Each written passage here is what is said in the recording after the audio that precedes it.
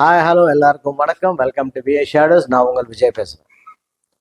இப்போ நம்ம பேச போகிற படம் கேங்கர்ஸ். அப்ப இனிமே நம்ம எல்லாரும் ஒரே கேங்கர். கேங்ஸ்டர் தானே ஒரிஜினல் வார்த்தை. அதான் ஏற்கனவே இருக்குல்ல, இப்ப புதுசா ஒன்னு ஓபன் பண்ணிருக்கோம்.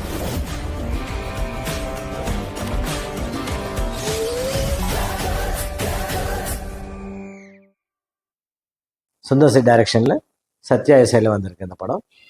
இதில் நடித்தவங்க சுந்தர் சி, வைகை புயல் வடிவேலு, கேத்ரின் ட்ரிஷா, கெஸ்ட் கேரக்டரில் வாணி போஜன், மயம் கோபி, மனிஷ்கான் மற்றவங்க எல்லாம் நடிச்சிருக்காங்க.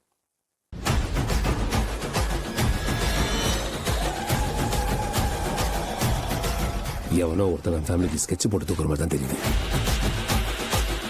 ஃபர்ஸ்ட் நான் போதையா இருக்கும்போது என்ன அடிச்சுட்டு போயிட்டான். மாறு விஷயம் போட்டு வந்து உன்னை அடிச்சு ஃபேக்டரி அடிச்சிருக்கான். திருவிழாவை சாக்கா வச்சு விளையாடுறான். நான் அந்த ஸ்கூலுக்கு புதுசா வந்திருக்கிற PT master. Welcome to our school Saravanan. நீங்க மெரிட்ல வந்திருக்கீங்க. ஆல்ரெடி மேனேஜ்மெண்ட் கோட்டால இங்க ஒரு பிடி மாஸ்டர் இருக்காரு. நாரடி இப்படி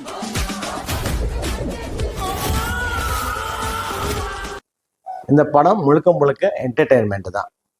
சப்ஜெக்டாலாம் ஒன்றும் இது கிடையாது. நம்ம பார்த்த சீன்ஸ் மாதிரி தான் இருக்கும், எல்லாம் கேட்டு தான் இருக்கும். அதில் 2-3 ட்விஸ்ட் இருக்குது.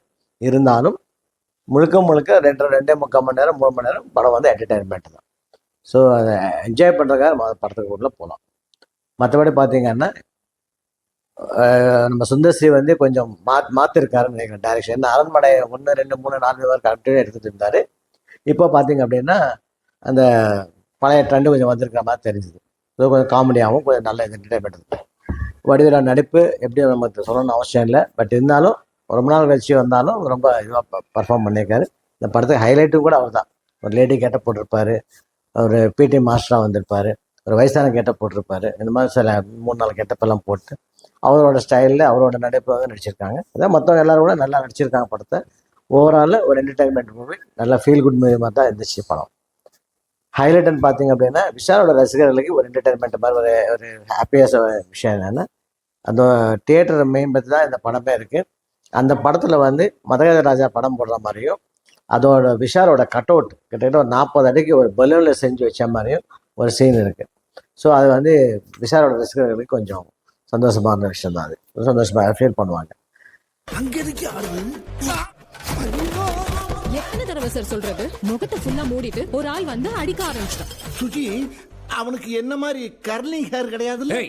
நீ தான் அடிச்ச நீயே சொன்னா நம்ப மாட்டேன். ஏன்னா நீ ஒரு டோமர் எனக்கு தெரியும். டோமரா?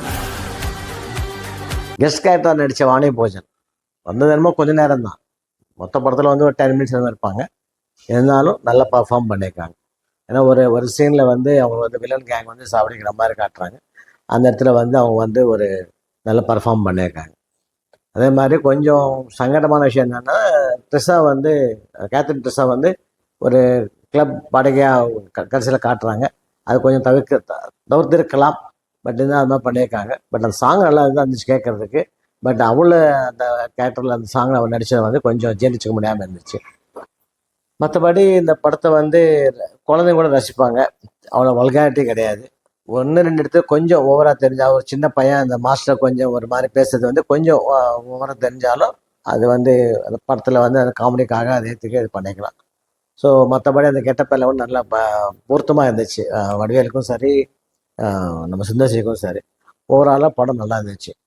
தயவுசெய்து எல்லோரும் தியேட்டரில் பாருங்கள். வணக்கம். தேங்க்யூ. லைக் பண்ணுங்கள், கமெண்ட் பண்ணுங்கள், ஷேர் பண்ணுங்கள், சப்ஸ்கிரைப் பண்ணுங்கள். தேங்க்யூ.